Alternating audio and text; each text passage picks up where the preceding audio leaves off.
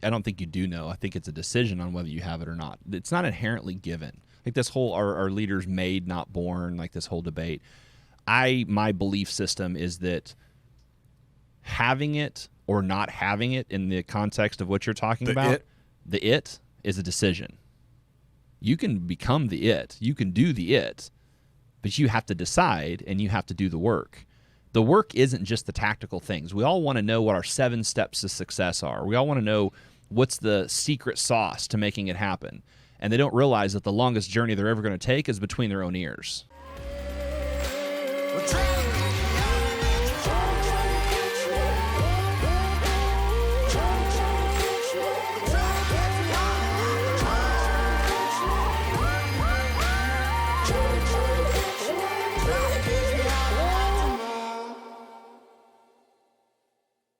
Phil Treadwell, welcome to wonderful Cincinnati.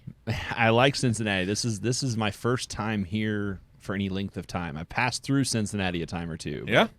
So what's tough is we're here in Northern Kentucky's the studio. Right. But if we walk out on our cool terrace up here on the 9th floor, we feel like we're all cool and special. We overlook downtown. We have this complex, Northern Kentucky does, because everybody said, hey, where are you from? We're like, well, Northern Kentucky. But I was like, oh, man, I'm not going to Northern Kentucky. Where the hell that is? Oh, we're Cincinnati. Oh, okay, that sounds like a place I'll come to. So give us the take on, you said you like Cincinnati. You got here yesterday, went to a little Bengals football game. What do you like about Cincinnati after 24 hours? I think the vibe is of a big city that's still very homey, right? It's a small town feel. And I think you said, what, it's about 1 million people? 2.2 if you're talking about the entire loop and all the burbs. Doesn't feel like that, but it's 2.2. The MSA is 2.2 million. Yeah, so that's, again, it doesn't feel like that, I think, because it's got a lot of smaller communities that are part of a bigger metropolitan area. I like that. Since you come from the big metroplex of Dallas-Fort Worth. What's the metroplex? What the hell is that? The metroplex is all of Dallas and Fort Worth. It's 5 or 6 counties: Dallas County, Tarrant County, which has Fort Worth proper, Tarrant County, which has like Denton and some areas. Then you have Collin County that's got Frisco and Plano. Those are the main 4, and there's a couple of outliers, but it's probably 6.5 million people in the Dallas-Fort Worth metroplex. And I don't know where the term came from. I've not been down there long enough, but it's the same reason that I like the feel of Cincinnati is the same reason I love the Dallas-Fort Worth area. There's a lot of smaller towns that make up a bigger area. You can find anything and everything you want, but it's not like it's just one gigantic city like a Chicago or New York or something like that. So you've been on our podcast previously, so thank you for that. We have been jonesing to get you to Cincinnati to be sitting here, so we're pretty proud of our new digs. I like your new digs too. Thanks, man. So podcasting. Mm-hmm. There's all sorts of things I want to dig into today. We're becoming better friends all the time. Yeah. So it'll evolve into a fun conversation when we break out some scotch and bourbon. That may be a little sooner than we might want to admit. Right. It'll become really fun then. It's 5 o'clock, right? It's not middle of the day at all. No, it's middle of the day. You just can't tell. So podcasting. Here we sit in a studio that we built out and spent a lot of money on to sit and have face-to-face conversations about. When we bring a guest on, it's about, hey, let's learn about this person. Yeah. Let's find out. It's really about the guests and what kind of value do you bring to the guests. But really selfishly, it's also me sitting here learning. I heard you talk about that earlier. Yeah. So you have a really big podcast. We'll talk about all the ways they can find you at the end. But you've been doing podcasting for 4 to 5 years now, I believe. Yes. So can you speak to that? Because it seems like the norm now, and everybody wants to have one, whether it's in their basement. When I just throw out podcasting, what's that mean to you? Because you're so big in the world. To me, podcasting is about having a conversation and recording it. The term podcasting means a lot of different things to different people. I hear people say, hey, I have a podcast, and really they have a video recording that they put on YouTube. For me, that's not truly a podcast in the terms of the way I mean it. Podcasting should be an audio platform. The purists, if you will, you record a conversation, whether it had video attached to it or not, you upload it into a hosting platform that syndicates it out to the major podcasting outlets, Spotify, Apple, Google Podcasts, Stitcher, Player FM, all the usual suspects. A lot of people want a video show, and call it a podcast. And I'm not saying they're not, But I think for me, when someone says I have a podcast, my thought is, can I pull up Spotify? Can I pull up Apple Podcasts and see it, and see the show and listen to it? Not necessarily watch it, but listen to it, see the cover art. And if you can't do that, I think that you should choose a different term than podcasting. Not because I think it's an exclusive club, but people that listen to podcasts, part of the reason you listen to them is you can do it in the gym. You can do it while you're cleaning house. You can do it in the car. It's a medium that is an audio-based medium. And so if someone says, I have a podcast, and they just have a YouTube show, they're going to lose a lot of the power of a podcast because they're just putting it out in a video medium. Now, we all know that video is the most engaged kind of content, but people engage with podcasts longer. There's a study that Edison Research did that 93% of people listen to most or all of a podcast episode that they start. Now, the four metrics were just the beginning, less than half, more than half, or all of it. And more than half or all of it was 93% of the people that were polled. That was a few years ago, but I think even the most recent one's still close to 90%. And you think about that, if the average podcast episode runs around 40 minutes, I think is the kind of accepted length, you have 93% of people are with you for 20 or more of the 40 minutes. That's the power of podcasting. It's a high trust audience. Someone doesn't just want to watch 3 seconds of your reel or TikTok. They don't just want to see a 30-second video. They're listening for longer periods of time, and in part because of the places that they can listen to podcasting to. So I really feel like the pure form of a podcast is you have something to say, or you're having a conversation, you record that audio medium and put it out there for people to listen to. So on your podcast, I just have this feeling that we talk about these ideas all the time, but it feels like it's becoming better all the time. Yeah. Right? So where's that come from? So you've been doing this for 4 or 5 years, and I find myself, there's so many different podcasts of people we can listen to, and we all have our person or our people because we only have so much time. So why is yours getting better? Because we want to add value to the mortgage industry, right? In the beginning, we had a huge audience because there wasn't that many mortgage podcasts. The other thing that you have to really realize as a podcaster, it's not mutually exclusive. People that listen to podcasts, there's a ton of stats out there. I challenge anyone that's interested just to Google 2022 podcast stats, and there's all kinds of stuff about listeners and how long and what platforms and everything. But someone who listens to podcasts on a weekly or monthly basis listens to 6, 8, 10 different podcasts. Most of them are putting out one episode a week or a few a month, maybe a couple a week, but there's very few that are putting out podcasts on a daily basis because that's a lot of content to put out. It's very difficult to do. So you want to be a fan of podcasting. In my industry, there was only a few, so anybody that was interested in listening to mortgage podcasts by default listened to our show. It wasn't necessarily because it was a great podcast. I would like to think that we had some good episodes and we had some great guests. But as time went on and more podcasts entered the space, it wasn't that we were competing with other podcasts, but we wanted to be one of the ones that people still listened to regularly. And even if they didn't listen to us every week, if once a month they came and caught up on 2 or 3 episodes, then that was accomplishing what we were trying to do. So I took for granted that we had a lot of listeners and supporters, and we were kind of an OG podcast, that we stopped growing and innovating. You know, we changed our logo a little bit, and we changed our cover art, and we might change the format of the questions. But it wasn't until recently that I'm like, wait a minute, we have an opportunity to be one of the best, not just for being the best sake, but for offering the most value and the most profound changes for people in business if we level up, if we get some cool new intro music, because our intro music was great 4 years ago because there wasn't any to compare it to. And now all of a sudden people are doing cool stuff. We need to continue to rise with the tide, if you will. That's where that whole concept comes from.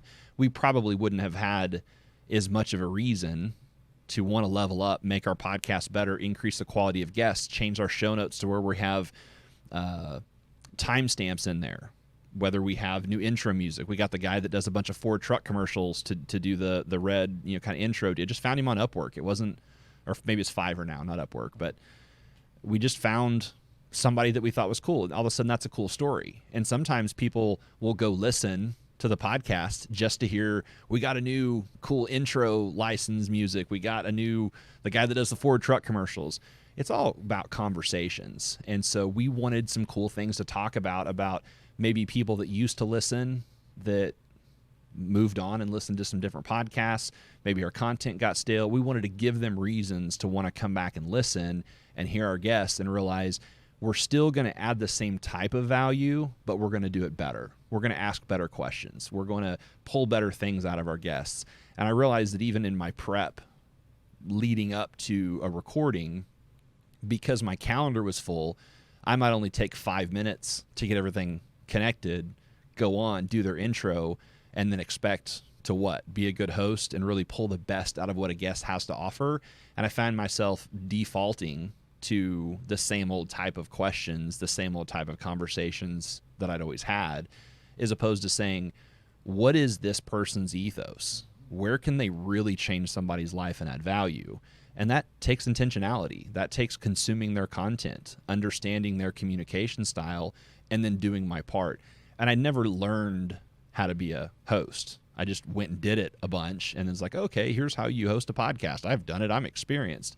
But it wasn't until this last year that I'm like, I really need to be a good steward of this cool opportunity and platform and audience and make sure that we're giving them what they deserve. So who said, I don't know if it was Zig Ziglar, but it said, hey, you don't have to be great to get started, but you have to get started to be great. That's awesome. And so is that the evolution of this thing? Is it so simple in your world in the mortgage space that you've been in 18 years? My world in real estate just happens, been in business 18 years. Do you think that principle, how important is it? I'm not trying to impose that even on you in the conversation, but I'm like, man, okay, you started 4 or 5 years ago. You probably had no clue what you were doing when you started. Nope. You just started. Yes. I don't even know if you started with that principle in mind. I just have to get started. But is that the premise of the evolution of here you are now? I don't believe that you can make something better that you've never done before. So many people spend time trying to plan something out and make it better, but unless you go and do it, you don't have a baseline to improve upon. What happens if the part that you're banking on being easy and doing this thing over here to make it better, what happens if the thing you thought was easy doesn't even work at all and it doesn't land? So yes, you have to get started to get any better. My podcast was very much ready, fire, aim. And I knew that I wanted to do a podcast, and I had probably a loose strategy behind what I was trying to accomplish. But I ended up starting the podcast because we had an Instagram page that we were doing a tip of the day. And if you think about early 2018 Instagram, everyone was doing a quote of the day, a pick of the day, an outfit of the day, whatever. We decided to do a mortgage marketing tip of the day. And this Instagram page was called Mortgage Marketing Expert because I owned the domain name. I thought it was a cool name to use. And in retrospect, we would have picked a shorter name, but, you know, that's neither here nor there. Ours is kind of long, too. But it's a good name. I like you guys' name a lot. Yeah. Well, your name's good. Yeah. So it worked. Yep. So after about 30 days, we had like 1,000 people following this Instagram page, putting out this tip of the day. But then after 90 days, I started running out of stuff to say. There was only so many one-liners that I could come up with that was really adding value. And I thought, hey, I just need to go ahead and start a podcast. I'll bring experts on. I'll use their quotes to continue to feed this Instagram page. I didn't really expect people to listen to the podcast. Again, there was only a couple at the time. I didn't really listen to them. I didn't listen to a ton of podcasts at all. Like, transparently, I'd only listened to, I think, 2 different podcasts and maybe a couple of episodes each before I decided to start a podcast. But that's kind of my history. So what gave you the confidence that you should do that? Because the basic marketing formula that I've always operated with is the first thing is, who is your audience? Who's your target market? The second thing is, what value are you trying to provide that audience? What problem are you trying to solve for that audience? And then the third is, what's the most effective medium to deliver that message, that value, that solution to that audience? Mortgage professionals are busy. Real estate professionals are busy. I didn't sit and watch 30 minutes, 45 minutes, hour-long YouTube videos, but I did listen to Audible. I understood that audio could be done in a lot of places that you can't sit and watch video. And I thought with busy professionals, podcasting starting to become more of a thing. It didn't seem that difficult to do. So let's go ahead and see if we can do that. So that was why we chose podcasting. And again, even if no one listened, I knew two things. One, I could use their information. I would quote them. I'd give them credit, but I could still continue to feed this Instagram page because we were getting results with that. We were getting a following. The second thing I knew is these are the people that were charging thousands of dollars a month for their product, for their service, for their coaching platform, and they were going to give me 30 or 45 minutes to ask them any question I wanted for free. I mean, it was a no-brainer. I was going to get to learn and network with these people, and then later on I realized that there's a whole relationship that was built. There's the initial asking them to be on and coordinating with their team or them on when. You get the actual recording itself, plus the pleasantries before and the pleasantries after. And then when the episode's released and you send a follow-up or you send them content, you engage with them again. And so now all of a sudden, my podcast became about how do I create relationships with these influential people, share their messages.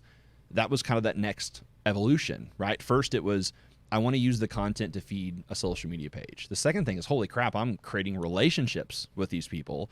And then the third thing was, because I'm creating relationships with these people and they're sharing their experience on my podcast or the content that we created from it, people started seeing me as their contemporary. They saw me as their equal. They saw me, their audience, the guest's audience, saw me as a similar light of this person that they were following, and they would start listening to my stuff, and I would almost growth hack, right? Some of their people would listen, and they would stay and continue to be our audience. And that became the next thing is, okay, now I can create some credibility. But the whole reason I started the Instagram page or the podcast to begin with was as a regional manager who was trying to recruit and hire in markets outside of the ones that I had already had some credibility in. I was trying to give people something to find. We Googled people at the time. So I was doing some content marketing. I was doing some blogging, trying to get featured in articles so that whenever these recruits Googled me, I was giving them some type of value of why they might want to work with me or me help them build their team. It became social media because I saw this crazy guy named Gary Vaynerchuk, that we all know Gary V. I saw him talking about building a personal brand on social media, and I knew it was working in other verticals, but mortgage hadn't adopted it yet. So we started doing social through that Instagram page because I'm like, if I'm adding value and they hear some of the one-liners that I have that I was pulling from coaching calls with my existing team, they can look through those very quickly and see that I know what I'm doing. I can help them build their business. That was the whole premise behind it. The brand and the networking and being able to become friends with people of influence or have some of these people as mentors, that was not even really a conscious thought. It became a thought because those opportunities presented themselves. But the whole idea from the very beginning was, how do I showcase to people that don't know me, that don't know my company, that I have the ability, the experience, the skill to help them build their business so that if I want to recruit them, they want to come to work for me. That was the initial hypothesis. So you touched on personal brand. Mm-hmm. So when you say that, I have a thought. It's a question and a thought. Is a personal brand just showing already who you are, showing the world, like this is me, or creating what that brand, what you feel the brand needs to be to speak to the marketplace to obtain the business you want? So what should it be? Do you just show who you already are, or do you need to work on, refine, create this brand before you even become that person? Is that, which one do you do? You know, because, and I'm not talking about fake it till you make it. I'm not talking about that. What if who you are is not good enough for the marketplace? Is that okay and it will become good enough? Like, this is just a whole conversation around this thing. Can someone in the mortgage business, the real estate business, can they just go ahead and show who they are right from the beginning? Yes. 6 months in business. So it's yes. Yes. Why? Because you're going to attract people that are like you. The assumption people have is that we have to label ourselves as an expert, that we have to put ourselves in some platform, right? The fake it till you make it. I think that that's such a wrong outlook on things. Mainly, faking it seems like a bunch of bullshit. Right, but that's essentially the premise Right, here when we're talking about a personal brand is we're going to create a brand Yep. that may not actually be accurate for the purposes of trying to create a business so that it becomes accurate. Right? That's a losing proposition, and I'll tell you why. Because we attract people to us that are like us, that's who's going to engage in our content. If you put out content for people that are not like you, when they engage with you, that's not going to be a positive experience. That's like saying, I get along with these types of people in person, but I'm purposely going to go talk to these types of people and expect that to go well. That's not going to go well. So bottom line, you want to attract people to you like you are, and you're going to attract people to you like you are, but we make the assumption that it has to be this certain caliber of people or type of person. That's wrong. That's where abundance mindset gets proven true. For the people that are willing to take action, there's plenty of business out there for you if you do the work, because so many groups of people aren't being catered to. It's the same reason that niching down works. And I'll come back to that because I got a whole lot to say on niching down and positioning. But when it comes to a personal brand, there's so many mistakes and misinterpretations of what a personal brand is. We need to stop using the term because people focus on the brand more so than the person, right? They want to come up with a shtick and a logo, and they think they need a whole business within a business. And if we'll reframe it to a personal brand is really just reputation, it all makes sense for people, especially an older demographic that personal brand. No, but you talk about reputation, their spine stiffens, right? They can relate to that. They understand that. So in our workshops, in the way we coach our clients, the way we coach people in our business, building a personal brand needs to be reframed as digitizing your reputation. Not just talking about what you do and the successes you have at what you do. It needs to be talking about who you are and the mistakes that you've made and the journey that you've taken, right? Gary, one of the most important things that's ever been said on social media about this is by Gary Vee, and he says, document, don't create. If we document our lives and we share what's really going on instead of this Instagram effect where we take 1,000 pictures and post the best one and pretend like that's reality, we all know that that's not reality because we ourselves are trying to do that, right?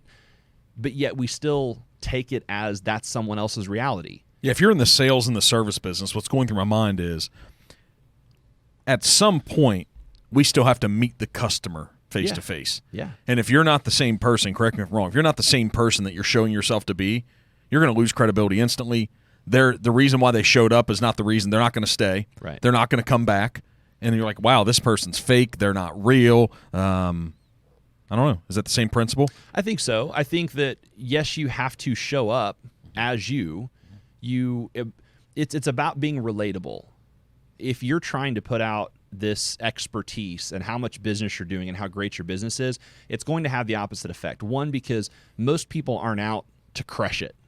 We all want to think we are, but let's be honest. Most people aren't out to crush it. Why not? Why aren't we? That's a whole other conversation. Let me tie this down and then I'll come back and answer that. Most people just want to do better than they set out to be or than their parents were. I have a good friend that you and I talked about in detail. His dad and family, aunts, uncles, whatever, there was kind of this threshold of one of the family members that was doing really well, and the whole goal was to do as good or better than that family member. Well, my friend achieved that in his mid-20s, and he just kind of stayed there ever since because in his mind, he just wanted to do better than this place. I think that that's most people. Most people maybe have an outside desire to make it big. They just don't have the belief that they can, so they kind of settle. That's a whole set of mindset and programming that most people can't undo for another person.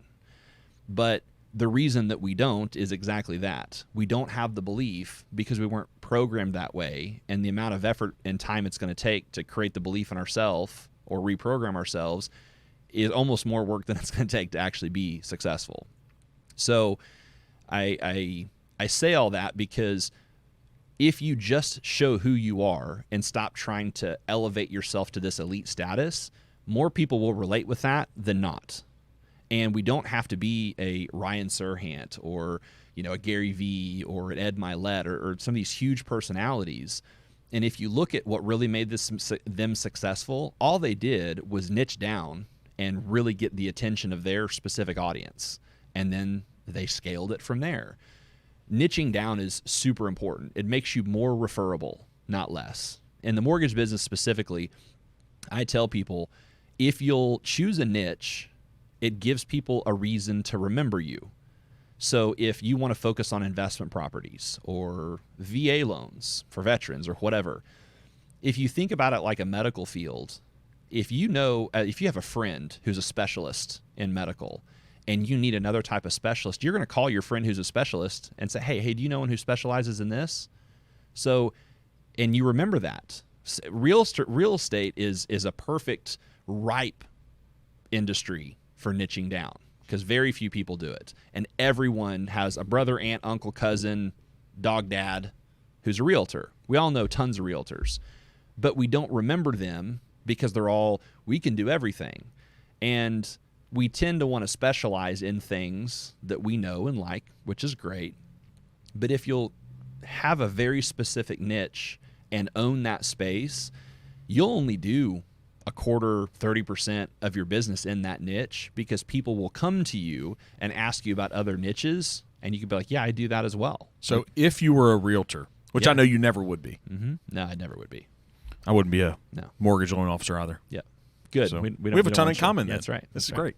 What would you niche down in? If it was the last career on the face of the earth in our country where you felt like you could scale and earn the level of income that you want to in your life to unlock whatever financial things you want, what would you niche down as being a realtor? I would, very similar to the team we built on the mortgage side, we would teach people how to build real estate wealth.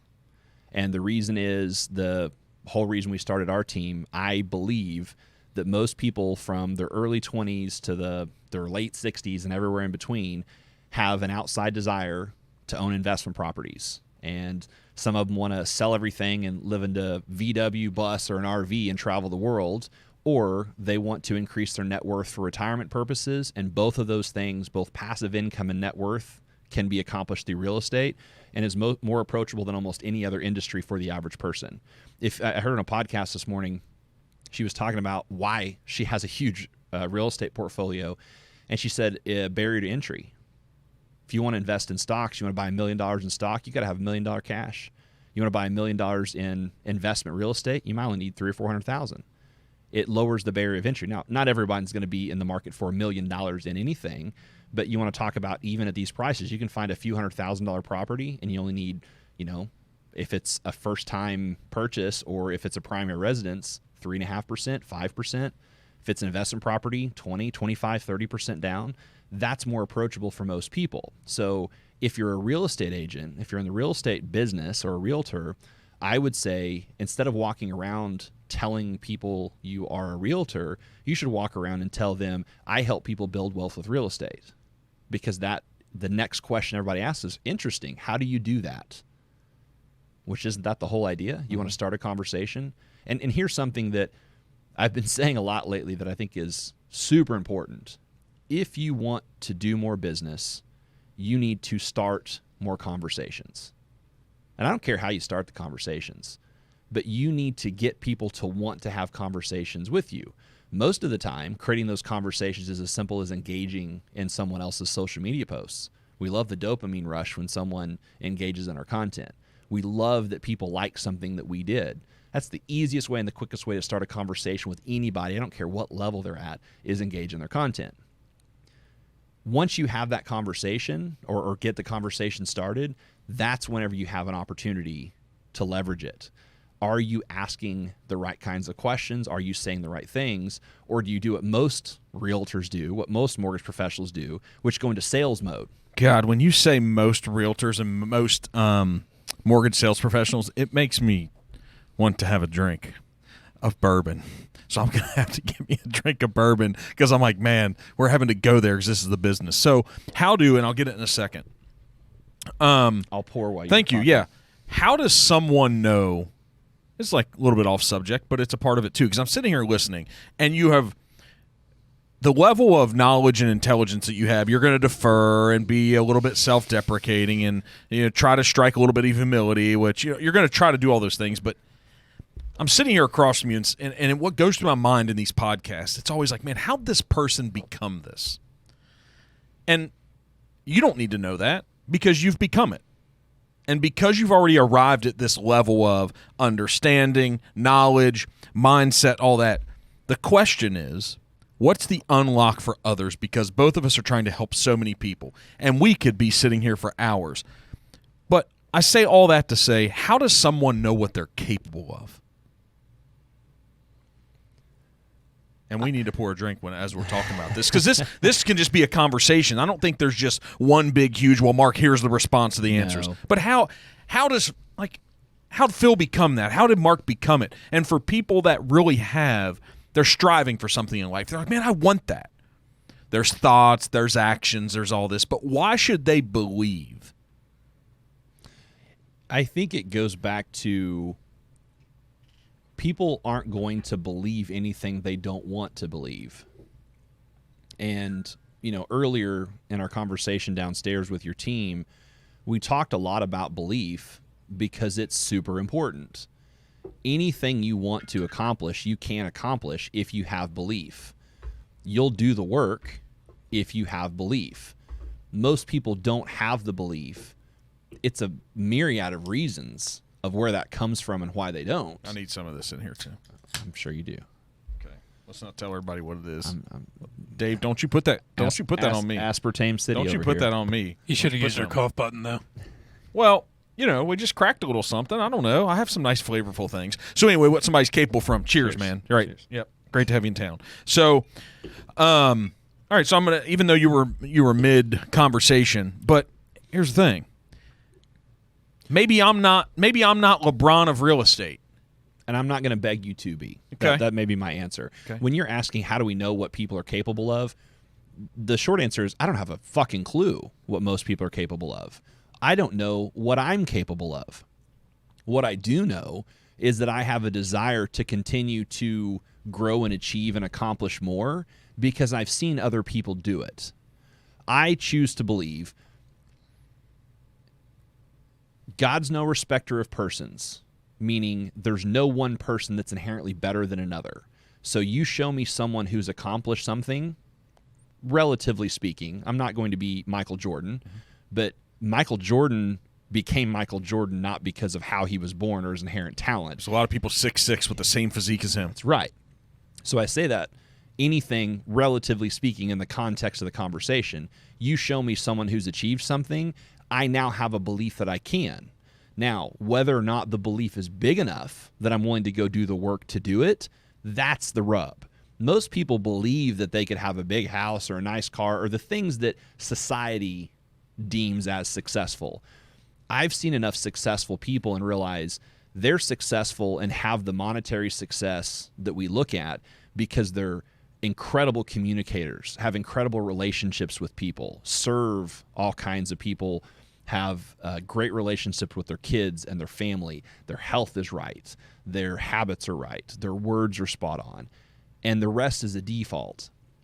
Along the way, while we're chasing the cars, while we're chasing the houses and the monetary success, along the way, we figure out that we get those by default of figuring this other thing out.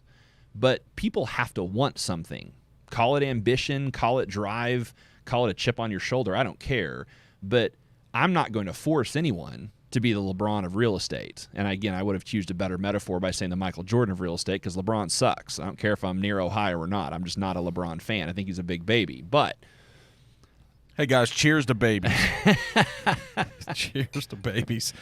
I can see people right now taking images of LeBron and putting diapers on him. It's already been done. Listen, right? I respect the hell out of what he's accomplished in his career, and I don't dislike him as a person. But I don't like the comparison of is LeBron James as good or great? Is he the greatest compared to Michael Jordan? Because I think when you measure both the stats and the intangibles, there's no comparison. I think if anybody was close, it would be Kobe because of his mind. Now, when you put the stats side by side, maybe not. I'm more of a fan of someone who is working on their mind and taking action and failing like crazy than I am of someone who waits to be super strategic and then knocks it out of the park. Okay, how do we convince ourselves to do it? So if you're not someone who wakes up like Phil Treadwell, I don't. For this conversation, I don't care how hard it's been or why it's. But how does someone know that they have to work? Because the analogy you're making is, I think you're trying to say that Jordan had to work harder than LeBron. Yeah, I think so. Okay, I should say Michael and LeBron because it's right. So James versus Jordan. Okay, how does someone know how to do it? So if we talked about the story on Michael Jordan, the books are written. You have something there, but didn't he get cut from his high school basketball team, Michael Jordan, right, as a sophomore? So tell us the story. Tell us the story of Jordan in the. Yeah, he, I think, was like an average high school kid, played basketball, was cut from his sophomore team. It pissed him off. He got a chip on his shoulder, came back and made the team his junior year, went to North Carolina, won the game-winning shot on March 29th, 1982, for North Carolina to beat Georgetown for the national championship game. And I know that date because it was the date I was born, and I'm pretty sure the time he made the shot was about the time that I was coming out of the into womb. this earth, right? So me and Jordan are connected. I believe that, and he realized that he had to create things for him to get the edge. So let's unpack this for just a second. Because I got somewhere I want to go on this too. Super important. Yep. Jordan would create a game within a game. He would find reasons to get himself fired up. Just being good, just being great, just being the best, I don't even know that was his pursuit. And if it was, it wasn't enough for him. He would find reasons to piss himself off, to get himself not motivated, but driven to perform at the next level. And it took a massive amount of self-awareness to do that.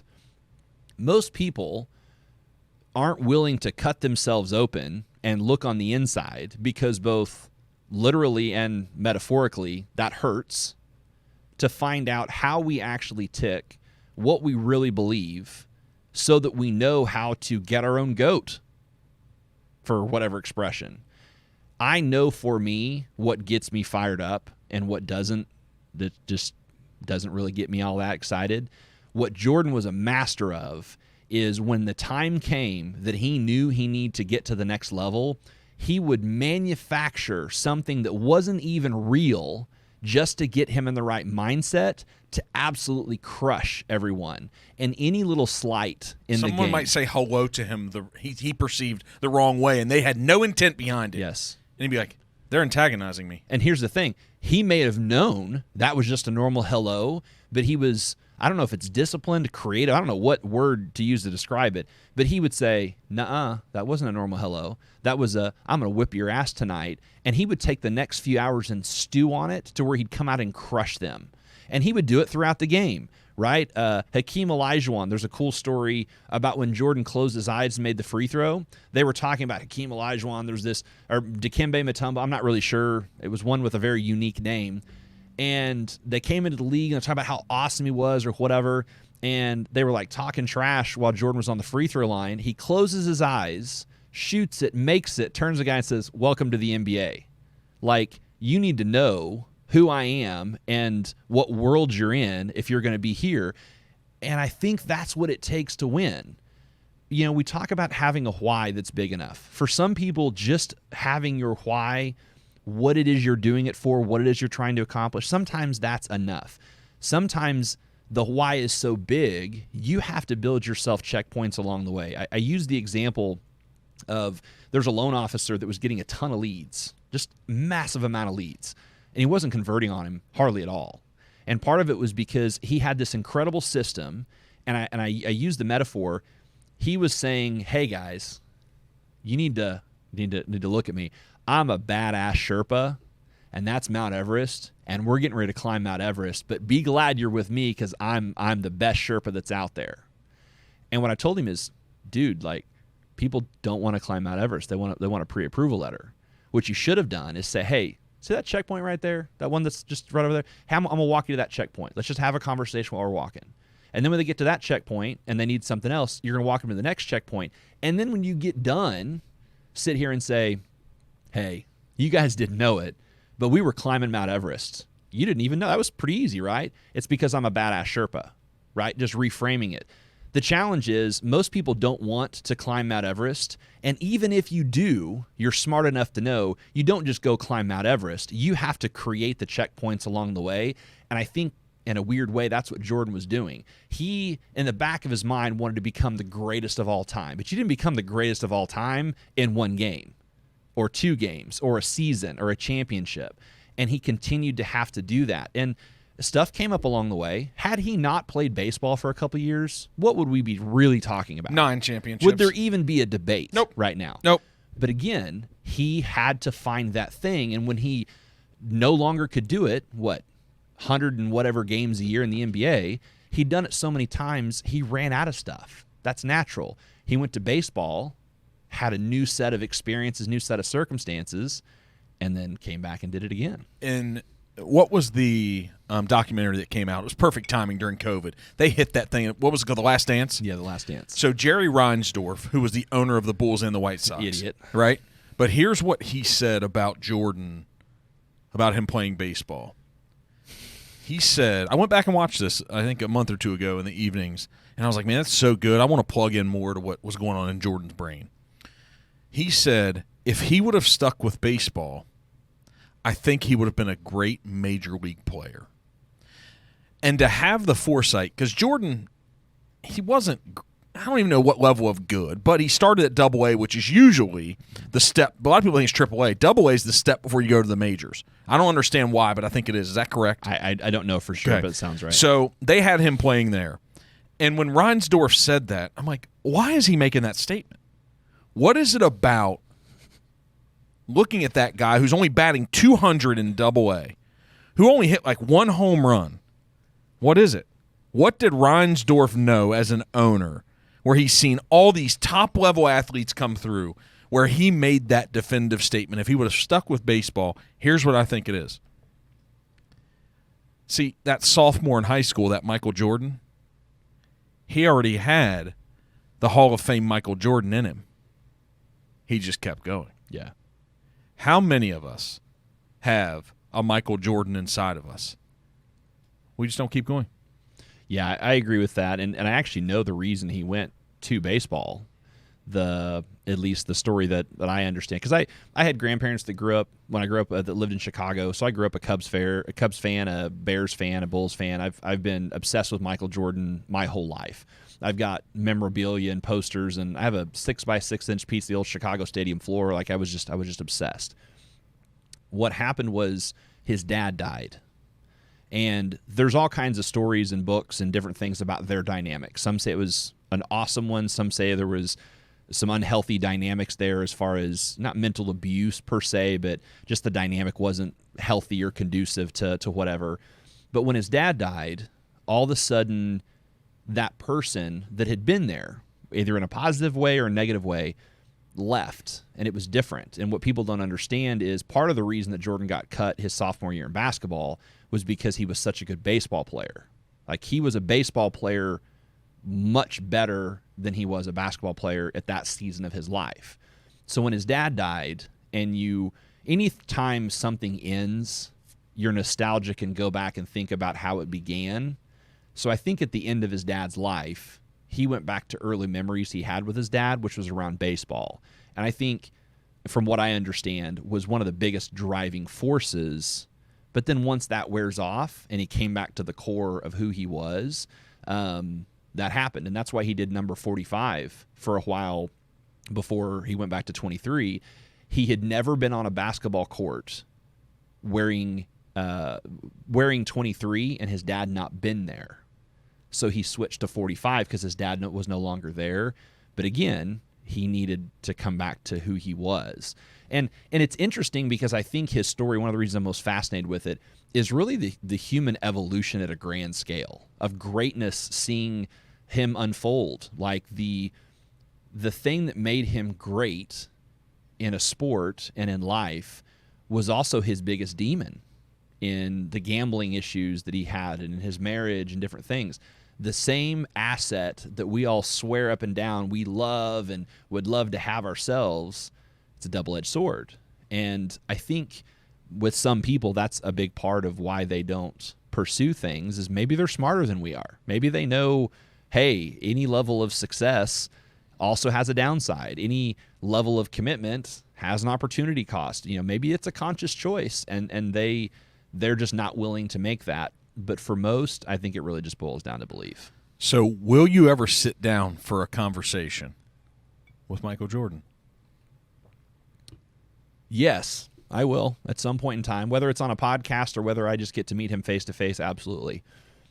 I think one of the things that's been super interesting about my time and getting around and spending time with influential people, they're just like everybody else, which we all say we know, but we think there's something inherently special. And some people are absolutely special, but everyone's special in their own way. I don't mean that cliche. I think every single person has a special and uniqueness about them. It's just whether or not they're willing to accentuate it for the world to see. Most people just don't know what it is, so they don't know how to put it out there, or they choose not to put it out there. But I truly believe if people will spend enough time, they can find something truly special and unique about them. It just may not be what we want it to be, right? But those people that have influence, that have really made it the elite, if you will, it's not that they're doing something special or unique. It's that they're doing something different, and I think it's lonely at the top. Therefore, they want to be around other people that also understand what it took to get there. We said a second ago, you attract people to you like you are. The reason celebrities hang out with each other and elite athletes spend time with each other, they know what it took to get there. If you go hang out with an average person, what's that person going to talk about? All they want to do is ask you questions about how you got there. And all you want to do is talk to someone else that understands what it took to get there. That's really what it's about. So being around those types of people, what I found is, as much as I want to ask them 1,000 questions or get their opinion, I talk about the weather and I talk about pop culture. I talk about their hobbies. Why? Because I want them to know I'm a safe person for them to be around or talk to or communicate with without me asking something of them. So that's a higher level of thinking. What you're just talking about is you're focused on what that person needs and wants, yeah, versus you. But again, it's not a selfless thing. It's to create the level of trust that at some point in time, if I want to ask a question or want something from them. But it's intentional. Yeah. 100%. That's a high level of intentionality that you're talking about here. It's a whole strategy of, I want to know something from this person. But because everyone comes to them and asks them for something, I want to give them what I think they might actually need, which is a normal person to be around at a normal conversation, because they don't have a lot of that in their life and in their business. So when I become that safe person, I can potentially ask them anything I want, right? So think about the NFL game we went to yesterday. So we sat in a suite, and we shared some things like, hey, man, this isn't how I grew up. No, it was not. Right? Neither one of us. Mm-mm. But there was some conversation around it, but we're sitting in the front row of the suite, could have anything we want to eat, anything we want to drink. We sat through 3.5 quarters because the Bengals absolutely waxed the Panthers. We didn't even know what to say. It's 35-0 at halftime. What do you even say to that? Yeah, it was rough. You're like, this is how coaches get fired. Yeah. You said that. But I did. I literally said, this is how coaches get fired. Yep. Is if there wasn't a stern talking to whoever the Panthers coach is, I don't keep up with as much as I used from to. the GM. Oh, my gosh. Yeah, not good. Yeah. All right, so we're sitting there. Those 3.5 quarters, how much did you and I engage versus you doing what you needed to do, your wife, texting, social mediaing, watching the game? So think about those 2.5 hours. We left midway through the fourth quarter. Mm-hmm. How much time did we spend me asking you questions? First time we've been together one-on-one, Yeah. other than a breakfast in Dallas 7 or 8 months ago. It's been longer than that. A year? Yeah, at least. Okay, saw you in Vegas then, after that. Yeah. Okay. How much time did we spend engaging versus you just being in the moment, you living your life? More than half, probably. Okay, I'll just say half. Okay. Even though a guy like you and me, I appreciate our conversation. Yeah, likewise. Okay. I let you be you. Yeah, 100%. Yeah. I let you engage with your wife, Yeah. engage what's going on in the family, engage with your friend who's the Panthers hype guy, right? I was more like, hey, man, what's he saying? And you're showing me text. I understand in that moment, you got away from the Dallas world of everything else. I brought you to an NFL game to relax and just be a little bit different and totally be you and comfortable. Yeah. Even though I would appreciate all the interaction, it's not about that. It's about making this Phil Treadwell guy who came to town, because I value him as a person, like, let him be him. Right. But do you remember the first thing we said when we walked into the suite? Yeah. Walking into the suite, you said something of, well, man, we can just chat. We don't got to talk about business. And what was my response? Do you remember? No. Okay. My response was, yes, but these conversations are also our hobby. This is what's fun. There's a guy named Neil Dingra, and I challenge anyone in a mindset entrepreneur space to go follow Neil. It's just Neel Home, Neil Home, on Instagram. Really good friend of mine. Met him several years ago. We both got to interview Gary Vee. We collaborate on some content. He's just exploded the last couple of years. And when he and I were talking, it was right when the pandemic started in 2020, and we were both looking to level up content and pitching around ideas. We really connected as friends. We'd known each other for a year or two, but we really connected on a friendship level because we shared how unrelatable we felt to so many people, even in our friendship group or even in business, like friends and colleagues and contemporaries, because all we wanted to do was build our business, talk about our business. We didn't have other hobbies and quote-unquote fun things that we did very much anymore, because we were so passionate. It was not only our work, it was also our fun. So we didn't feel like a workaholic. We did balance family time and things like that, but our fun was also that.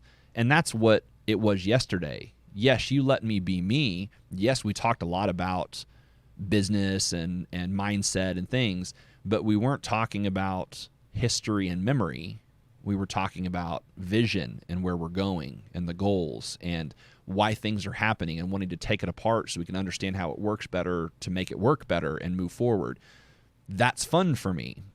Not everyone's like that, and I don't think I was initially built that way, but the whole, I'm going to watch college football on Saturday, pro football on Sunday, I've got the 9 to 5, I'm going to take my couple weeks of vacation there. The 9 to 5 thing's just not me. And I knew it wasn't me it was 2002 or 2003. I worked a corporate job for a trucking company where I was a corporate recruiter. It was essentially a glorified telemarketer. We just called truck drivers, tried to schedule them for orientation. And I lived about 20 minutes, 25 minutes away from where the office was. And I had to be there at 8. If I left at 7, I would get there at 7:30. If I left there at 7:05, I'd get there at 8:05. Like, it was just, there was construction on the highway and there was all this stuff. I actually think, I don't know exactly what happened. I don't think I ran out of gas. There was one instance where I did run out of gas. I don't think this was this instance. I think I just showed up 5 or 10 minutes late. But we always had a meeting right at 8 o'clock whenever we started the day. And really all it was, there was 4 teams. Each team, the manager for each of the teams, essentially told you how shitty you did the day before and how you need to get it better today. And one of those guys that just did not understand that 98% of people do not respond to negative motivation. You tell somebody's a piece of shit, that doesn't motivate them to want to do better. At least as adults, we don't. 100%. He didn't understand that. That's just how he drove the bus. It was the same thing, something super profound that I say profound, super impactful and important that you said earlier. Just because someone's a really good salesperson does not make them a great leader. You said manager, but in this context, it's the same thing. Management skills, leadership skills, they're not mutually exclusive to good sales skills, but just because you're a phenomenal salesman doesn't mean you have management and leadership skills. This is a perfect example of a guy that crushed it as a recruiter, that they promoted to a manager that was a shitty manager. I walk in, the meeting was already done. He's sitting, there was 4 cubicles, like back-to-back, face-to-face, there's these rows. I was the second one down. He's sitting in my chair, spinning. I walk up. Just waiting for you to come in late. Just waiting. Yeah, just being a being a dick. Dude, totally. Walks up. He sees me, and he spins 2 more times. And then he looks at his watch, and he looks back at me, and he goes, we start at 8 o'clock. And he got up and walked away. He could have said, hey, man, is everything okay? Hey, man, I know you had a baby. Like, you good? Like, he could have done any number of things. He could have even scolded me. But because he responded in that way. It's not called passive-aggressive. Yeah, I think a little bit passive-aggressive, but also I don't care what's going on in your life. You need to be cared about. You need to care about this. And I just hadn't been around a lot of people in the true corporate world like that. There was a lot of other toxic traits. There was people sleeping with people. There was people doing drugs. Like, there was all kinds of stuff. It was just a toxic environment. But right then, in that moment, all things being equal, I made the decision right then and there. I'm never going to work a corporate 9 to 5, 8 to 5, whatever it was. Why? Because at that job, my 15-minute break was from 10:30 to 10:45. My lunch was from 12 to 1. My afternoon break was 2:30 to 2:45, and I left at 5. And everything in between was what they said. And it wasn't that I wasn't willing to do the work, because honestly, I made double in that job than I did the job I'd come from before that. But I just knew I'm not built for this. There's no thought to it. There's no innovation. It's truly the same thing over and over. And I already knew what the definition of insanity was. And that was what was happening in that environment. Doing the same thing, expecting a different result. Exactly. Okay. So let's talk about this 9 to 5 thing. I think that's a popular conversation. All right. I believe from so many people that I talk to, the majority. So anything majority is 51% or more. Right. I think the majority of the people I know, the majority of the people in my family, the majority of the people that I grew up around, went to high school with, went to college with, until I arrived at this real estate world, I think the majority of the people know that 9 to 5 is bullshit. And there's something about it, maybe because people inherently just can't find a way to be happy with life. Yeah. But they think they don't want the 9 to 5. All right. Okay. What did you have to do to make sure that you didn't have to accept the 9 to 5? I had to work 7 a.m. to 8 or 9 p.m. See, here's the irony of the people that don't want the 9 to 5. A lot of people don't want the 9 to 5 because they're not willing to do the work. And they don't understand that earning your right to not have a 9 to 5 means working twice as much as you would have if you had a 9 to 5. For me, I wasn't ever afraid of the work.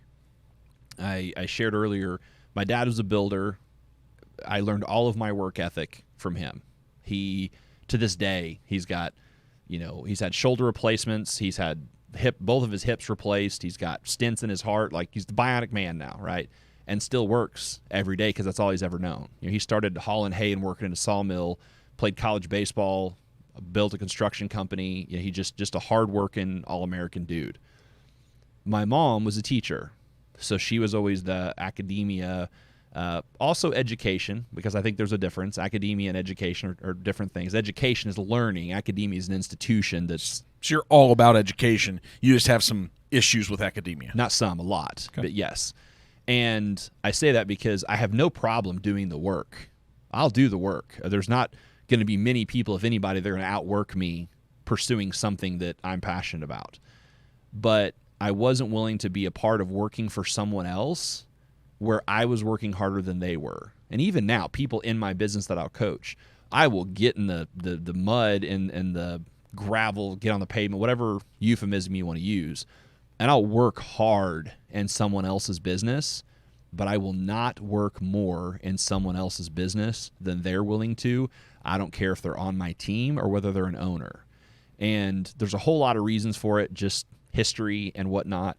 But I just came to a place to where if I'm not compensated tangibly or intangibly for the work that I put in, and someone who's telling me to go do that isn't meeting me at the level that I'm willing to commit to, that this is not the place for me. So we're talking about mindset. It's all mindset. Evolving from that 9 to 5, right? Getting into a commission-based structure or a salary plus commission, whatever it is. How does someone know? Because from the real estate perspective and building this real estate company, I never talk about the brand because that's not what this podcast for me is about. However, I found that real estate, you found through mortgage, it has a special feature that can financially unlock your life. If you're willing to go all in, it literally is something that doesn't have a ceiling. Mm-hmm. I've seen people accomplish in both of our industries financially things that give them a life that you can only dream of. 100%. Right? But we take extreme concern, and we try to hold it really close to ourselves is I don't want people to ruin their life. Yeah. I don't want them to ruin their life to come and get a real estate license, to quit their 9 to 5, whatever. I don't care if they were making 40 grand or if they were making 170. I don't want them to walk away from it just because this thing's sexy, because it is. It's sexy to think like, wow, unlimited potential. Man, look at the life. Whatever the dreams, the hopes and the dreams that you see the Kardashians or anybody living on Instagram. Oh, it's possible. It's 100% possible through real estate that I know and you know through mortgage. But I don't want people to ruin their life. Mm-hmm. I don't want them to walk away from that safety that they've established. Now, the safety sucks because here's what it means. You can pay your mortgage. You can pay your car payment. You can probably take a nice vacation, probably, and that nice is all based on what's. But you're not going to Europe. Right. You're not going to Hawaii. You might go on a cruise on the cheap and stay in the shitty where you have a portal window, but you might not get the nice sweet balcony. But you can have the life that you've built. You're just not going to have any more. But it's really risky walking away from that because how do they know if they've got it? How do we know? I don't think you do know. I think it's a decision on whether you have it or not. It's not inherently given. Like this whole our leaders made, not born, like this whole debate. My belief system is that having it or not having it in the context of what you're talking about, the it is a decision. You can become the it. You can do the it, but you have to decide and you have to do the work. The work isn't just the tactical things. We all want to know what our 7 steps to success are. We all want to know what's the secret sauce to making it happen. And they don't realize that the longest journey they're ever going to take is between their own ears. That's just as much work, if not more work, than anything you're ever going to do tactically. So what does someone do to get to work on between our ears? You need to find people that are where you want to be and ask them how they do that. If you don't have access to them, you need to consume their content. You need to read their books. You need to listen to their podcasts. You need to find anywhere you can and consume the information on what they're saying, because they're not saying it for their health. The truly elite level people aren't saying the shit that they're saying to sell more books, to get more listeners on their podcast, to make more money. Why? Because they don't need to. They've already made it. It's not about the money at that point in time. It's about legacy. It's about, are people going to remember you? Right? It's Maslow's hierarchy of needs, right? You get to a point to where taking care of your basic needs, taking care of your wants and desires, taking care of all that stuff is done, to now you're looking for significance, or you're looking for, how do I, when I leave this earth, not just be some other rich dude, some other gal that was super successful? How do I get to be remembered? How do I do legacy? And if you watch some of these really, really influential people, and I'm not talking influencers. That's why I say influential people. There's a big fucking difference. You might not even know. We might not know their name, but a lot of people do. Right. Because they've influenced people. Right.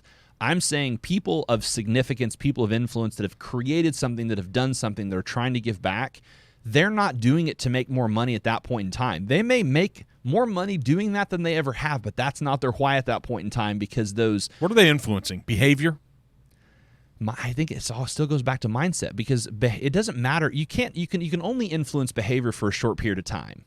I can't get you to behave a certain way long periods of time. I can influence your mindset and help you change what you think and the decisions you've made that are going to lead to your behaviors long term, but that's part of the reason that there's certain times, like as a child, whenever you're spanking or swatting hands or taking those types of actions to change someone's behavior, you are changing their behavior in the moment, but at those ages where your mind's developing, you're changing mindset. You're creating this equals bad.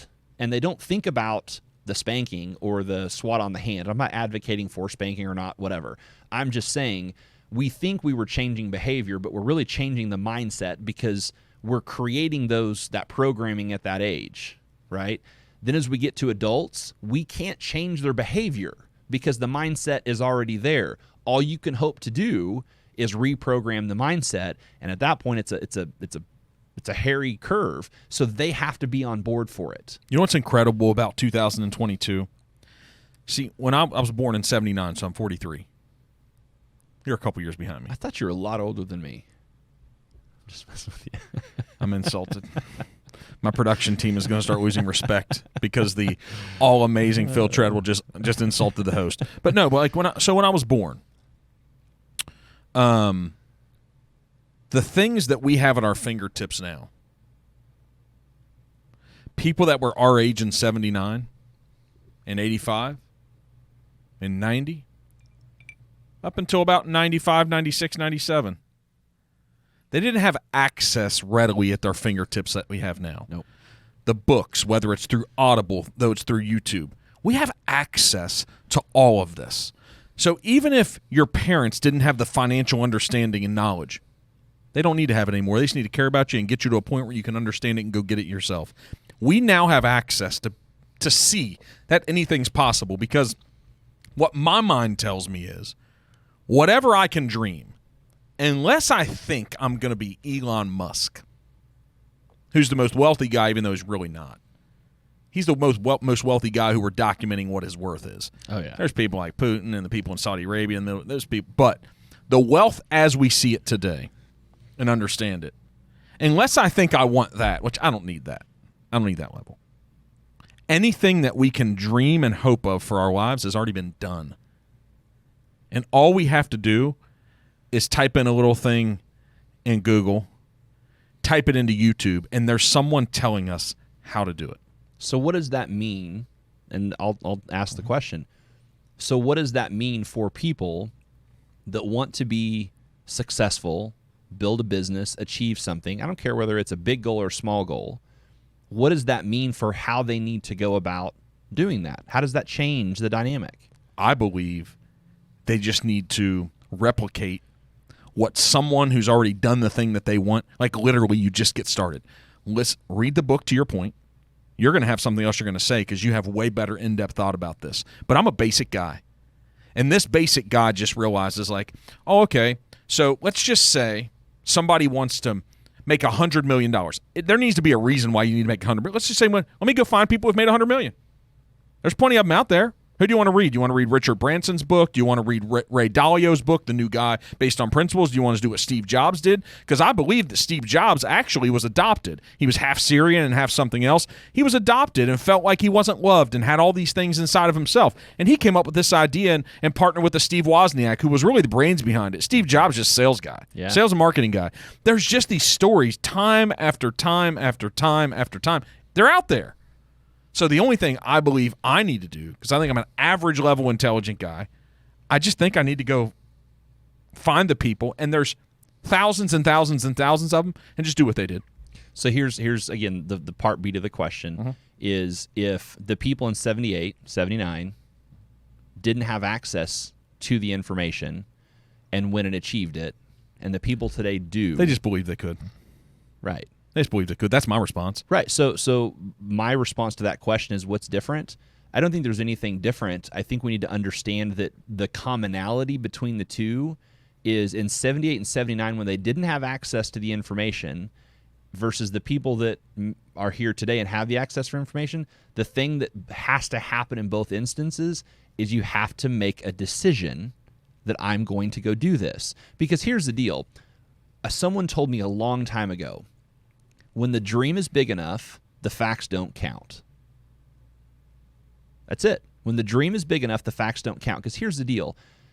A dream that someone has, no one has a dream that they don't have at least a little bit of belief that it can come true. Because we're not just going to be like, I'm going to go walk on Mars. That's my dream, is to walk on Mars. Unless they think there's some outside chance that that could actually get accomplished. So we have a little bit of belief there. So if the dream is big enough, meaning important enough, not big as in I want a fleet of billion-dollar yachts. I'm not talking size. I'm talking big enough, important enough. When the dream's big enough, when it matters enough to us, the facts don't count anymore. Why? Because we've made the decision this is going to happen. Therefore, all of our behavior and all of our actions should, if we've truly made the decision, follow through with the decision we've made. They're now going to take action. They're Ready, now going to get their fire, stuff. aim. Yes. Speak to that. Yes. That's been a motto of my life. The reason that you asked something earlier about how I got to be this person, it wasn't like one day a switch flipped and I'm like, I'm going to go think like this or do these things. The most transparent answer I can give is I'm not scared of rock bottom because I've been there. I've seen decisions work out really well, and I've just seen decisions fail miserably. And for me as a person, my greatest fear was the unknown. Now I don't really have a fear of the unknown. It can create some anxiety, but I'll look at a situation and think, what's the worst case scenario that I can comprehend in this scenario? And I get okay with that, and it never comes to that. But if I'm okay with the worst case scenario, and even if it goes bad, it doesn't go near what I was okay with. Is it because you're not thinking about it then? I don't know. I think it's because I don't like not knowing. I don't like. Why do you keep $100 in your pocket? Because there's almost no issue that comes up in a day that can't be solved with $100. So you don't have to think about the issue anymore. There's no uncertainty, right? But that's the fear, the anxiety that I even have some anxiety thinking about it. Like even right now, I don't like having fear. I don't like being anxious. And those typically for me historically, and I'm very careful with my words and how I say it, historically these have come from not knowing something, how it's going to turn out, what's going to happen. So the way to unlock that for me personally is I either do some research, figure out pretty much what I think it's going to be like if I'm scared of like what's that going to be like, or if I know what something is and I'm just not sure how it's going to turn out, I look at the absolute worst case thing that I could even comprehend, and it never, knock on wood, never turns out in the worst case scenario that we can comprehend in our mind. But if we've gotten okay with that, for me, I say I've gotten okay with that. Anything short of that, yeah, it's not great, but it's not debilitating.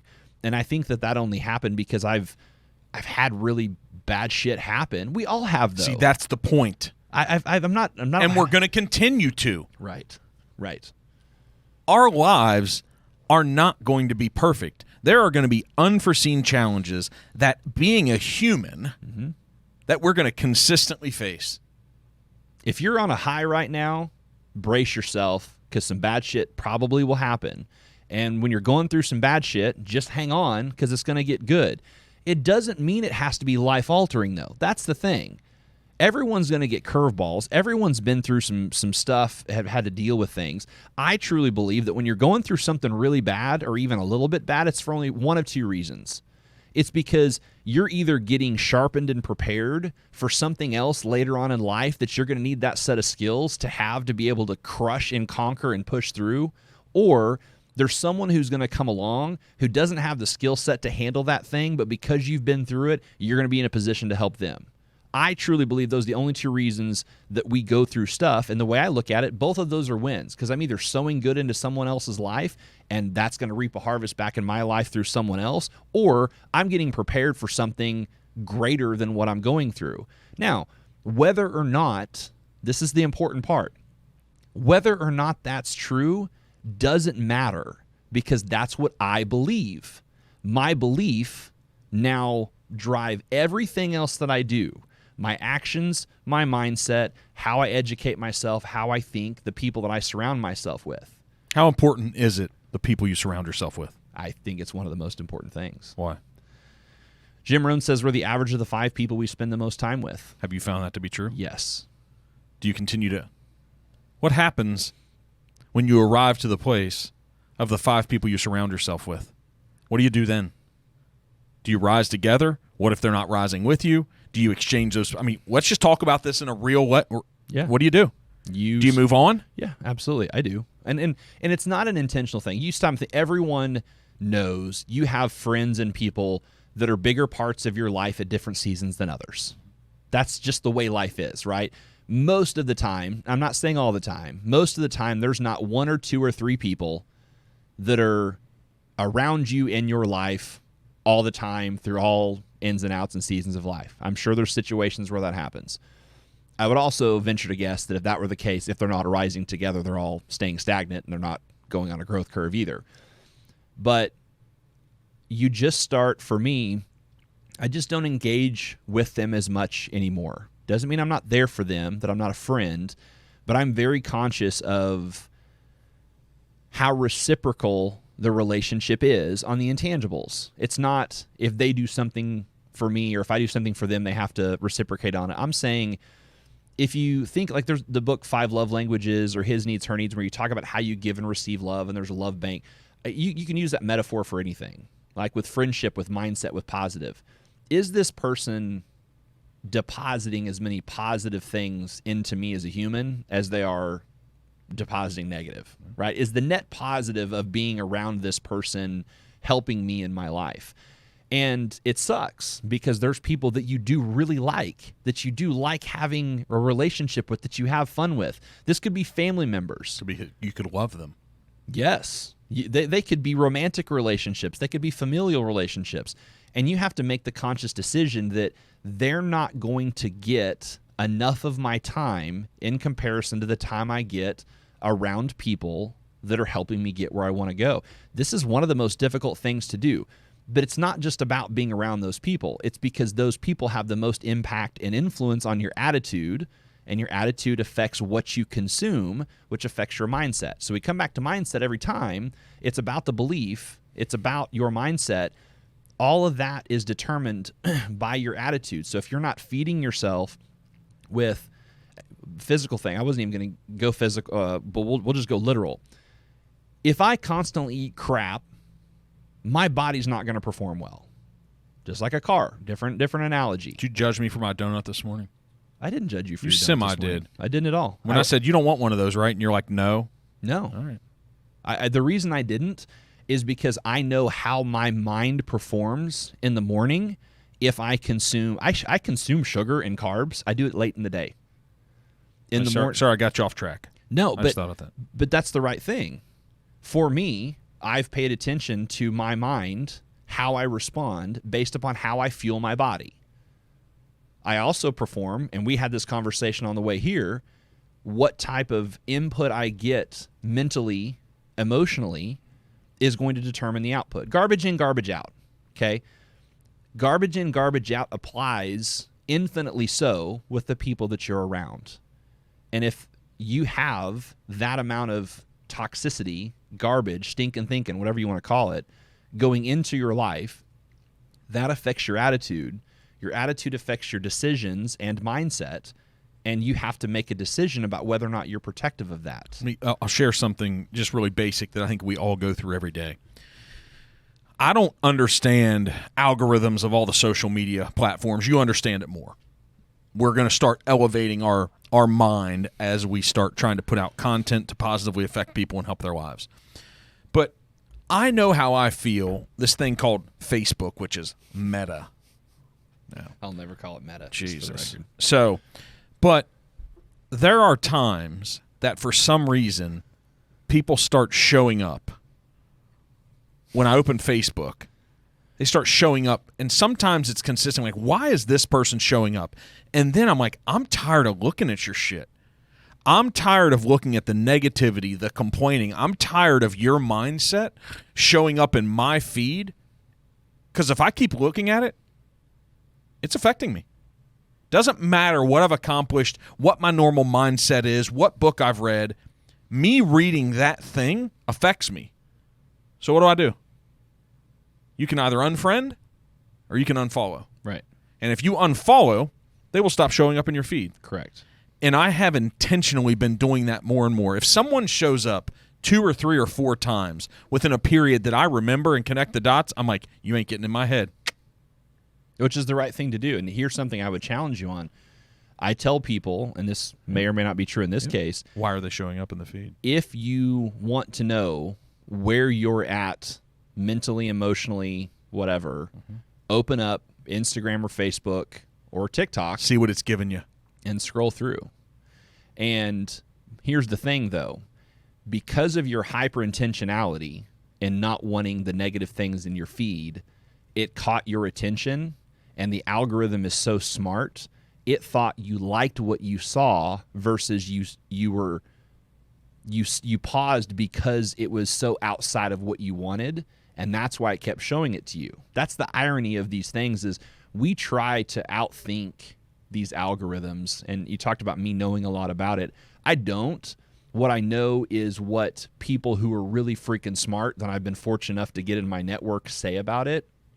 And what I do know, we try to outthink an algorithm that's responsible for creating one of the largest companies on the face of the earth. And these are multiple: Facebook and Instagram and LinkedIn and YouTube and TikTok and on and on and on and on and on. These are some of the largest companies on planet Earth, and we think that we understand what this algorithm who created this, that we're smarter than that, and we're not. So what we need to do is let it do what it's going to do. Where I have to be intentional as opposed to even messing with unfollowing, because to unfollow, I have to go to their page, which is telling them I'm interested in that person or people like them. So when I see something from someone that you can right-click the 3 buttons. I just scroll past it quick. Okay. I just scroll past it. You can train. I like to play with this. TikTok's the most responsive. The other if ones you get wait better. too long on something, yes, wait for 10 seconds. The next thing's gonna be similar. Yeah. Right. Yeah. Well, the other thing, yes. And the other thing is, whenever you refresh, what's the first thing it shows you? It's typically one of the things or the accounts that you've engaged most with. I don't know. You need to bring the brilliance to me. I don't know. No. If I refresh. No, I'm saying if you refresh, the first post you see is typically going to be an account that you've engaged most with, not just because you've liked and commented, but because of videos you watch. The second thing will be an ad. They show you the thing that they think you like the most. Draw you in. And then they're going to show you an ad almost every single time. And an ad they think that's going to be relative to you. I don't know. I don't know anything about the ads, so that's very well could be true. But what I do, TikTok's fun to mess with. They call it like you're in dad talk or a subject matter talk, TOK. I'm very much I don't even play golf, but I'm very much in golf talk. It shows me a bunch of golf videos because I like the guys that there's like this group of friends that go out there and they're getting right in the middle of their swings. They say really funny stuff. I think those videos are freaking hilarious. Yeah. And so I end up seeing a ton of golf videos. I see a ton of stand-up comedians. I see a lot of success and mindset. I see a lot of stuff about cars and travel, like guitars is another one. But then I notice if one day I'm like, I'm not interested in watching more guitar solos. Like I'm kind of over it. I won't see it for a while, and then I'm like, wait, I want to see some guitars. And I'll go look at a page, and it'll start showing me. I believe, from my personal experience, TikTok is one of the most sensitive algorithms to our behavior. So when I start seeing stuff that I don't like I personally don't like the Karen videos where like someone's in their car negative as hell. And someone's like screaming at them, and there's this. I don't like them. I scroll right past them as quick as I can, and it'll show me 2 or 3 of them. I scroll as quick as I can. Do you know why I stop sometimes on them? I can't believe that there's that many assholes in the world. Agreed. I'm just like, that person. And then I go to this place of empathy, which that's not my natural place to go. And then I'm like, the life that person is living, the brain that they're waking up to and living and going to bed in, I am so happy. That's not me. Right. But see, take it deeper. A lot of people will ask, even people close to me, why do you think they said that? Why do you think they think that? Why do you think they're like that? And I've gotten to where now I won't answer those questions, and here's why. For me to understand that, I now have to empathize or think like them, and I'm not interested in going to that place. Right on. And it's tough because I feel like I'm enough of a critical thinker that I could kind of dissect.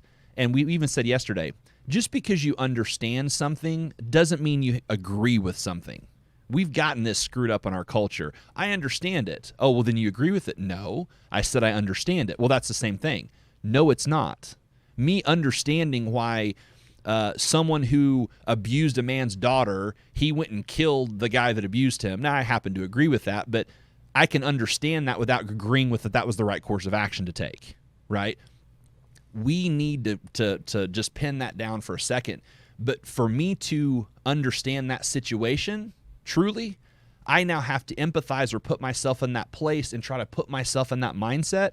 And to do that even for a second, at where I'm trying to go, I don't have room in my subconscious, or I'm not willing to rent the space in my subconscious for trying to imagine what it's like to have that in my life. That's negative. I have 4 daughters. Even just having this conversation, me using this example, this is putting stuff in my mind that I don't want in there, because I now have to think about what happened. What would I do? What would that situation be like? But this situation, I'll be fine. But how many times a day do we do that? How many times a day do we let algorithms show us these things? So how do we show empathy for people we're trying to impact then, when their mindset isn't right? How do we help them grow? Stop operating in memories and history and start operating in vision and dreams and where they're going. To have empathy, say, hey, listen, we've all been through some shit.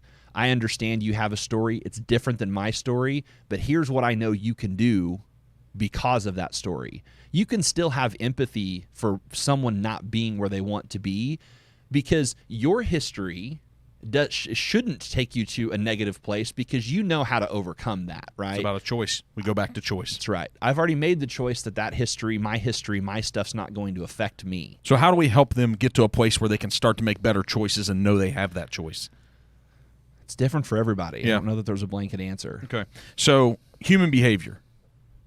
I have a little notepad here. I never come into these with questions because I don't think that's the best way to have a conversation. But there's things that guests say that I write down, and it's funny, it usually comes back. And so human behavior. How similar are we as humans and our behavior, or how different? You and me, or just people in general? Us humans. It's a very broad conversation, a very broad statement, but I find myself daily, this is the way I get through life, on trying to muddle through the mess of all the people that I have to deal with based upon the choices I make on the career I have, with them not being at the same place I am from a mindset perspective. Yeah.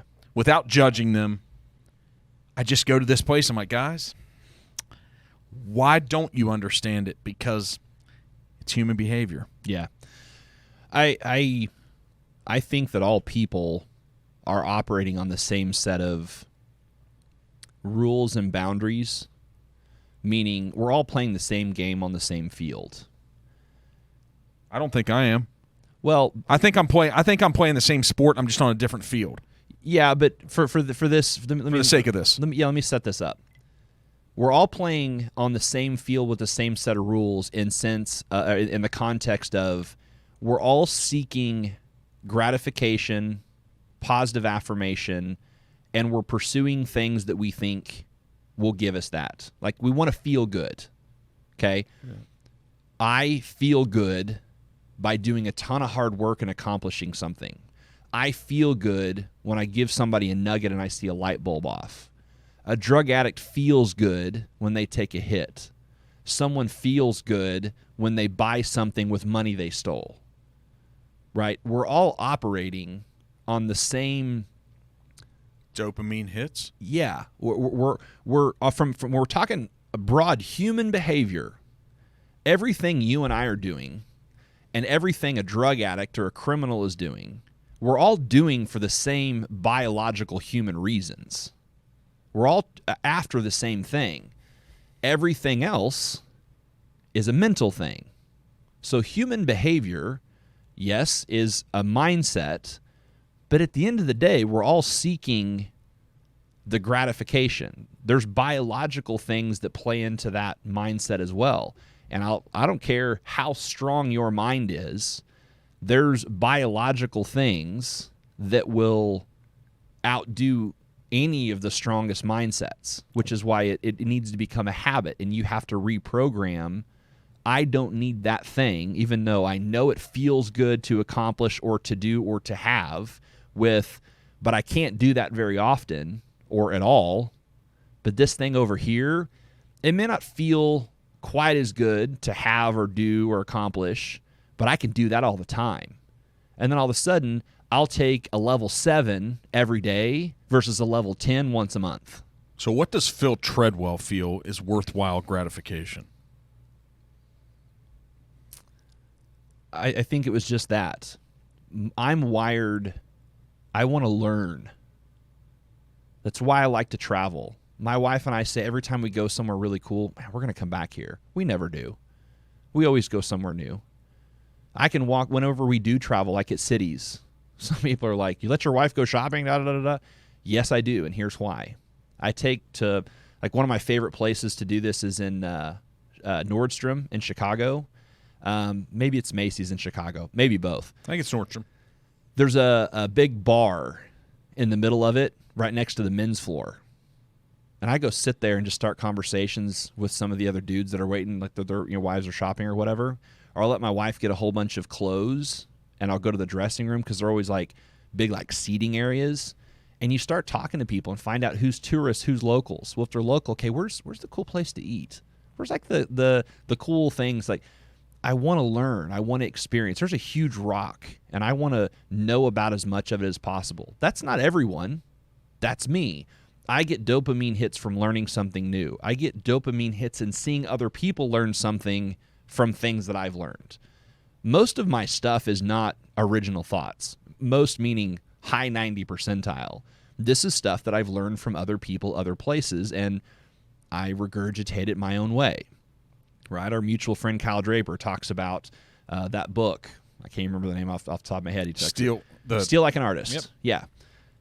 People don't care that someone else said it because they really care what you think about it. I try to give credit on things that someone else taught me, especially if I'm going to use it verbatim, because someone else impacted you. 100%. Yeah. I want to give credit on that. But I want to learn. I want to grow. I want to do. My dopamine hits come from progressing. So business is an easy outlet for that because the metrics on whether you're making progress or not are very easy to see. I got a few more followers this month on social. I got a few more, downloads on a podcast. I made a little more money this month. I sold the metrics are everywhere for you to get that dopamine hit, but the metrics don't lie, right? So you touched on business. That's what brought us together. Yeah. What's the purpose in your business for you? Like, where do we find it here? So my purpose ties to my why. And if anybody's read Simon Sinek's Start With Why, we know that a why comes from your past. My why in mortgage and real estate is to move our industry to a more modern and relevant era. The unpacking that why is, even as I had success in the industry, it was driven by people that were the old white hairs at the top that decided what was relevant, what we were going to do, what direction the industry was going. And when I had success and got in rooms with those people, I was still kind of patted on the head. Like, yeah, it's a good idea, but, as a regional manager for the company I was working with, I was one of the most profitable regions we had. But because I was 10 years younger than anyone else in the room, I wasn't given the time of day. I wasn't given any relevance. And they made me feel like I needed to be someone different to be accepted by them when I knew that their ideas were dying ideas. So I'm passionate about moving it forward. But that feeling goes back further because in my prior marriage, I felt like I needed to be different people in different facets. That was kind of, I don't want to say what she required, but that's how I felt, was I need to be this person here and that person here and whatever else. And again, I got married young, had kids young, and went into a relationship like that in hindsight, that's not who I am now. Most people that know me, whether we're having a podcast, whether we're drinking a beer, whether we're in a game, I'm pretty much me everywhere. I may show up a little bit differently, but it's very important to me to be the same person through all these different things. That is part of going back one step further, being in 6th or 7th grade. And my best friend at the time was having a birthday. And he'd said a couple weeks before that he was going to have 3 or 4 kids over, and they were going to do spend the night at his house. He lived on a cool, few acres and had some cool stuff to do.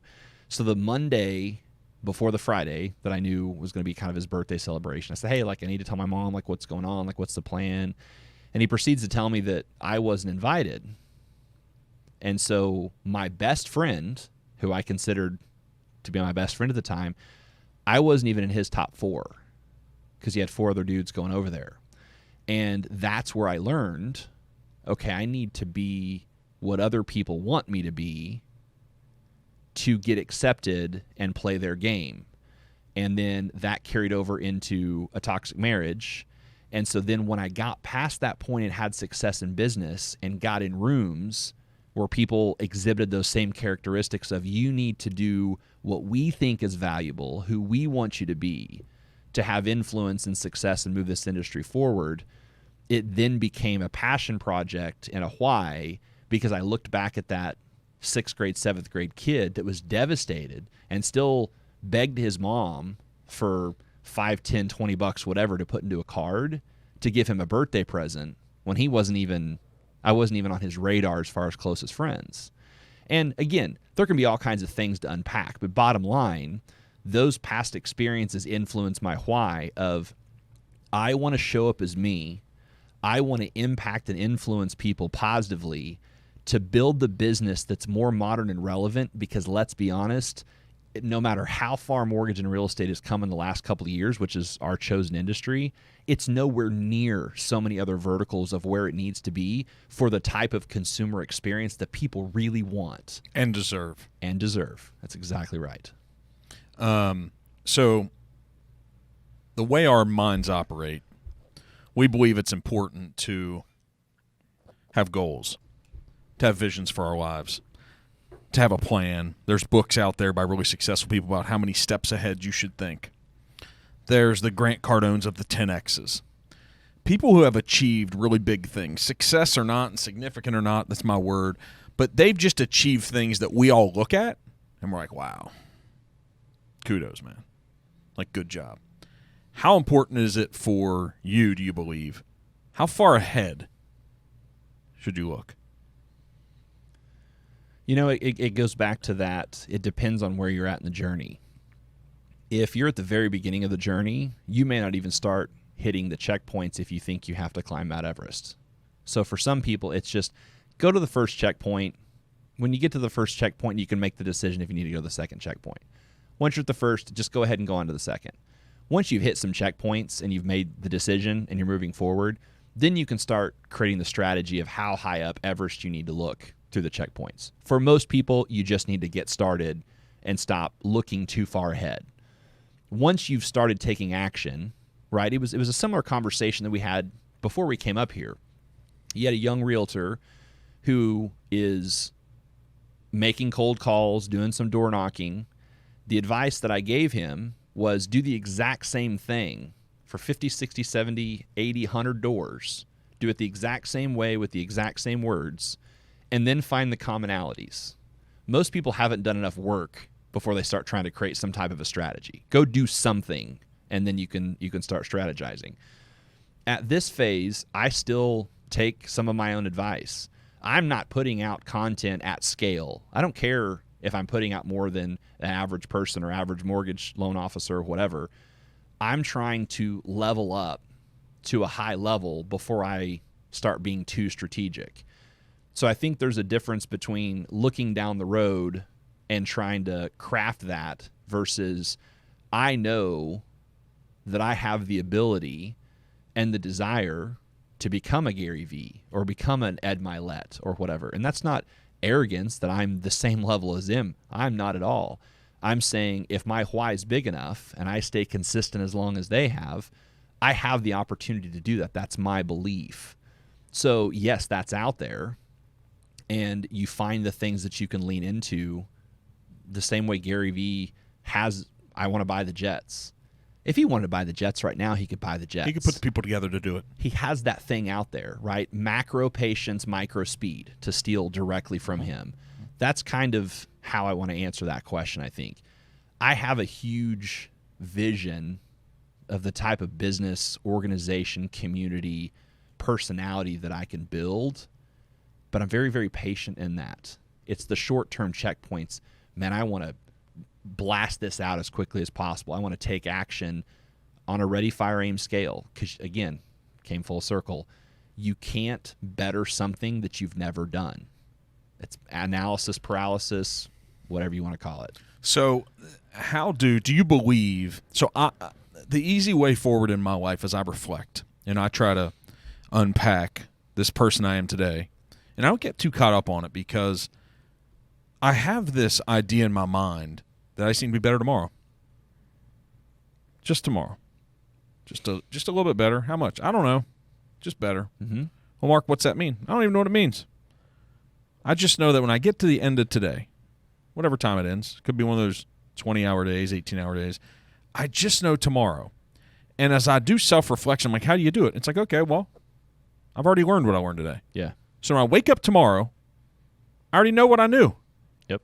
Just build a little bit. Do what? I don't know. Have another conversation. Go a little further. Go back to that person that maybe you didn't make that complete impact with and try to round it out. Try to close the loop, right?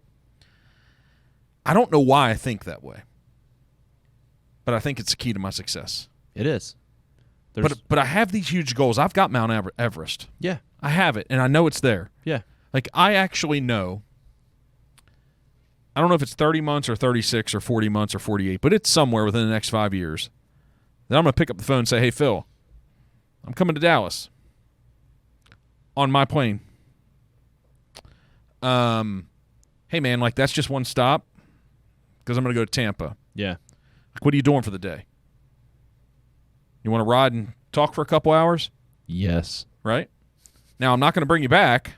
We're going to have to get Southwest back for you. But after that, I'm going to Nashville. And after that, I'm going to come back home. Yeah.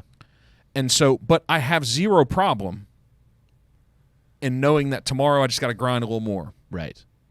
So here's the thing, though.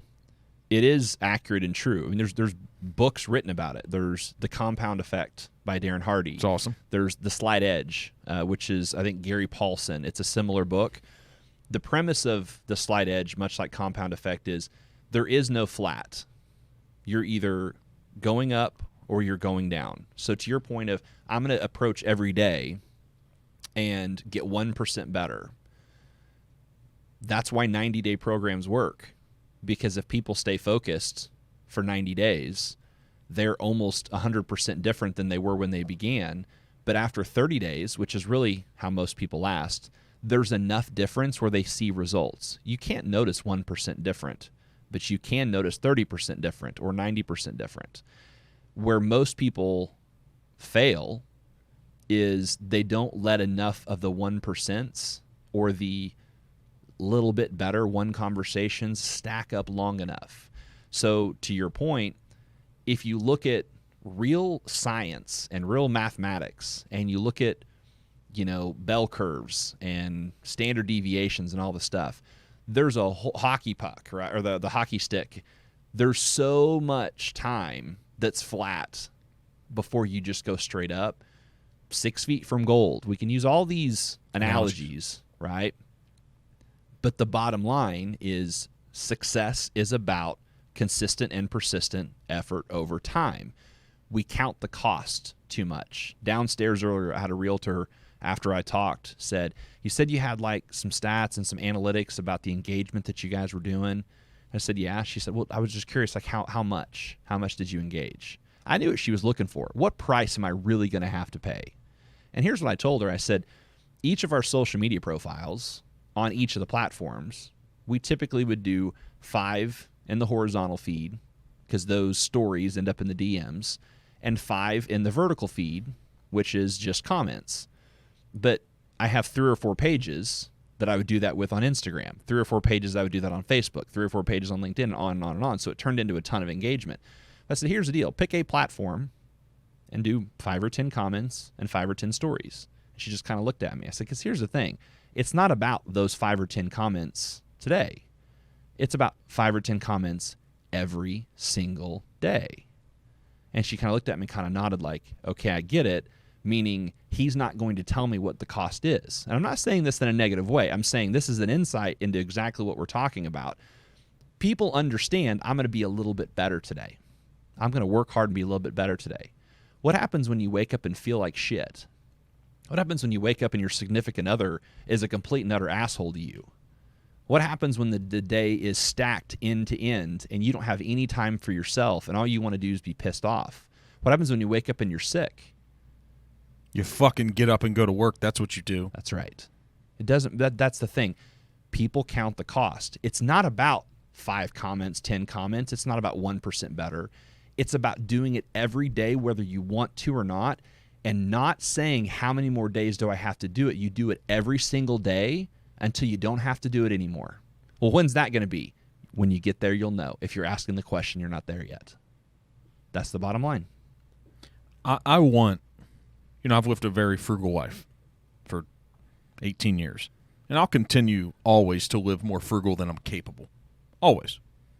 So when I'm on that jet, I won't buy a new one. It'll be 7 years old. It'll have a few thousand hours on it. But before I buy that used one, I'll be capable of buying the new one. That's right. Right?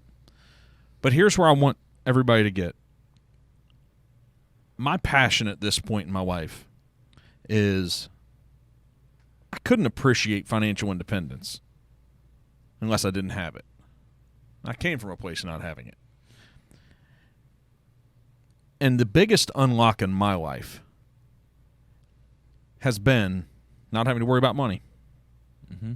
Not having to worry about the stress of bills. Not having to worry about food on the table. Not having to worry about, is the electric going to be on and off? The reason why I can appreciate that is because I remember what that was like. Yeah. Not just growing up, me and my professional life. I want everyone to get to a place. They don't have to be in real estate. They don't have to. They don't have to be in mortgage. I want to get them to a place where they can eliminate the financial stress and anxiety of life to when they wake up, they can focus on, what do I want for my life? Like, what can I do today to live the life that I want to live? Because the difference in those feelings is completely transformative. That's right. But I'm sitting here thinking about this trip to Europe that me and my significant other are going to make over the next 2 to 3 months. As you're talking about, I'm thinking about it. How am I at a place in life where I get to ride on those lay flat seats? Not only did I take the economy seats a lot, I forewent the vacations. Yeah. Because, see, I think the problem is everybody takes the economy trips too much. Mm-hmm. You actually have to forego those. It goes back to the 9 to 5. If you don't want to work a 9 to 5, you need to be okay with working a 7 to 7. Here's the deal. The 7 to 7 could turn into 7 to whenever the hell you want. Damn straight, man. 7 to 11, and I mean a.m. Right. But that's the thing. You still have to pay a price. Another Jim Rohn quote, you can face one of 2 disciplines, right? Mm-hmm. And you don't want to face the discipline of regret. When it comes to money, it's always a hot topic for people. Well, money's not the most important thing. Totally agree, but money helps in every life situation. I don't care what life situation you have, money will help. It'll either buy you the help you need or give you options to make a different decision. So let's not talk about we're all holier than thou. We all agree that money's not the most important thing in life, but it makes every situation easier. Yes, but here's the thing. You know who thinks about money all the time? People who don't have it. It's people that either just don't have enough or just have enough. It's like air. How do you know that? How do you know that? Because I've been both places. Damn straight. But here's the thing.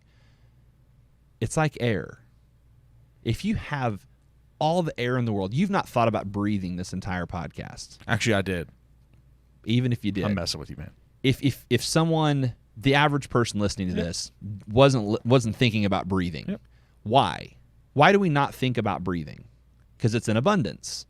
That's how wealthy people or financially independent people are, because you don't have to worry about whether there's enough of it, because there is. You're not going,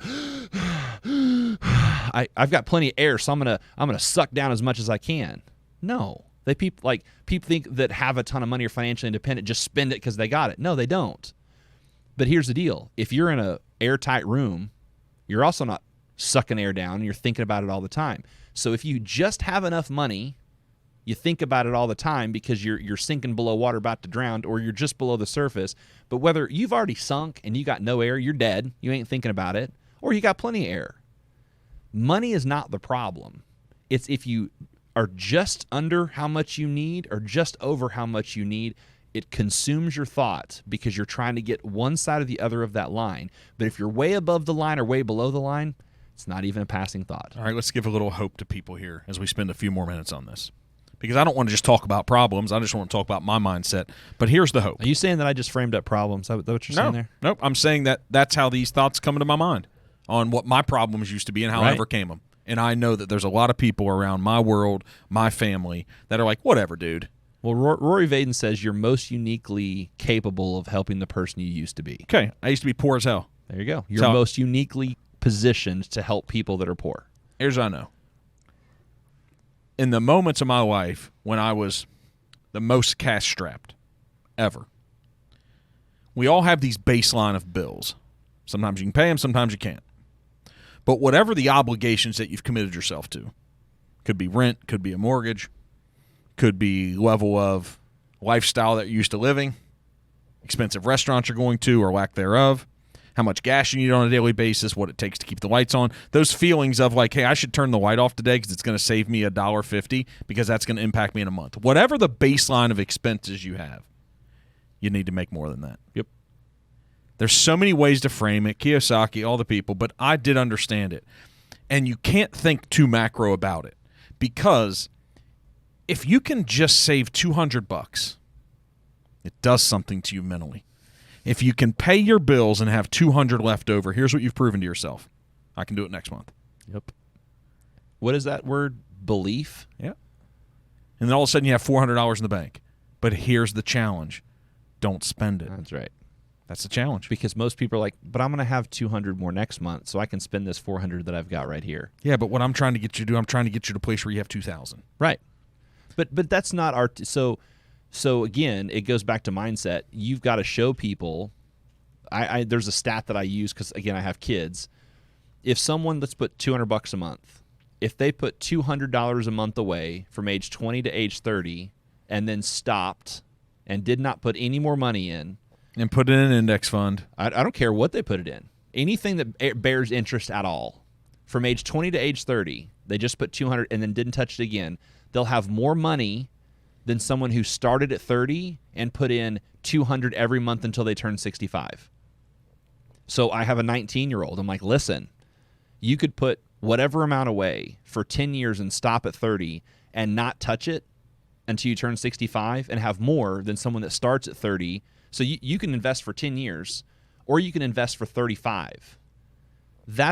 You have to show those examples to people about what that 400 is. That's the challenge that most really entrepreneurs, but mortgage and real estate professionals, is you're not showing them the benefit of spending that. You spoke about that today. 100%. Right? What was the analogy that you used or the metaphor that we talked about this short-term sacrifice? A lot of people know it, right?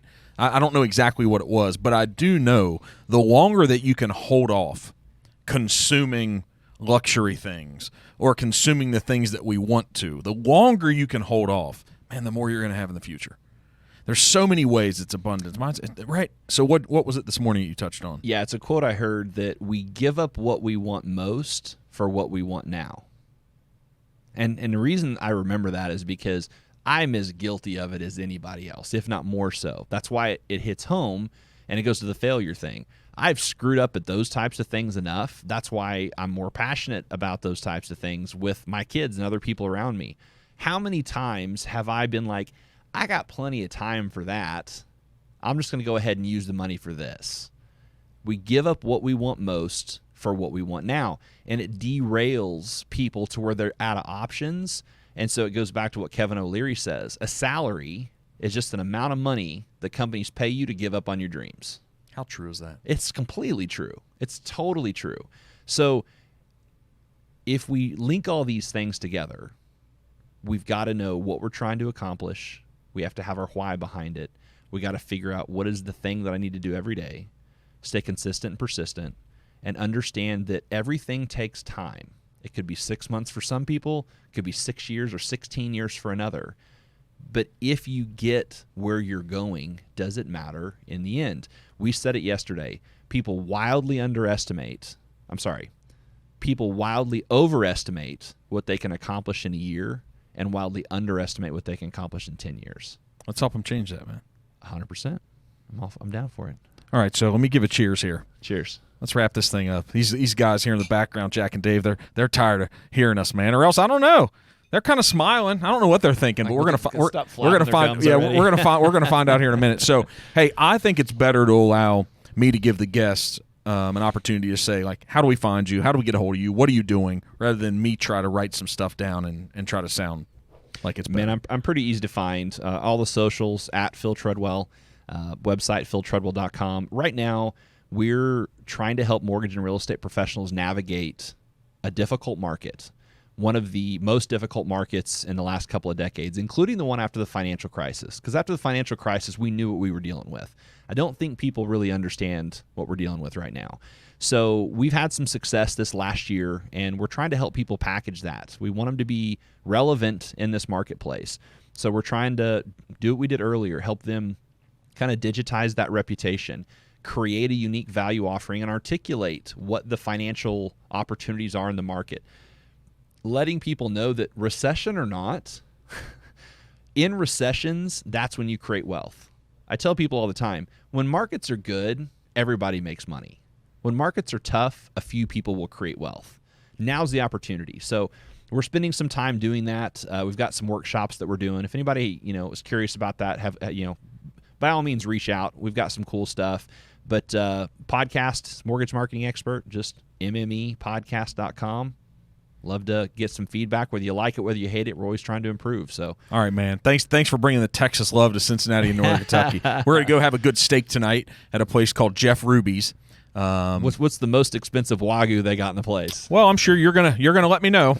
This is gonna be exciting. This is what happens when you bring somebody so talented like Phil to town. They want to be treated like a damn celebrity. I swear. But it is awesome having you in town, man. And I hope that anyone who hears it, I don't care if it's 2 or 20 or 200, that they understand the value you can provide. And just earlier on the way you've impacted my company coming to town, it's significant. And I know that there's someone that was here this morning that listened to you. It's gonna help someone. And if it just helps 1 or 2, by default, you've helped me. Yeah, so I appreciate that. I always love these conversations. I think it iron sharpens iron, brings out the best in me, and I just appreciate you inviting me here to talk to your team and create some cool content. You're going to make me better. I'll let you know in like 5 years. You'll be better in 6 months. It takes me a lot longer. I'll take 10% of the jet, no problem. I'll give you a ride. All right, man. Let's get out of here. Thanks.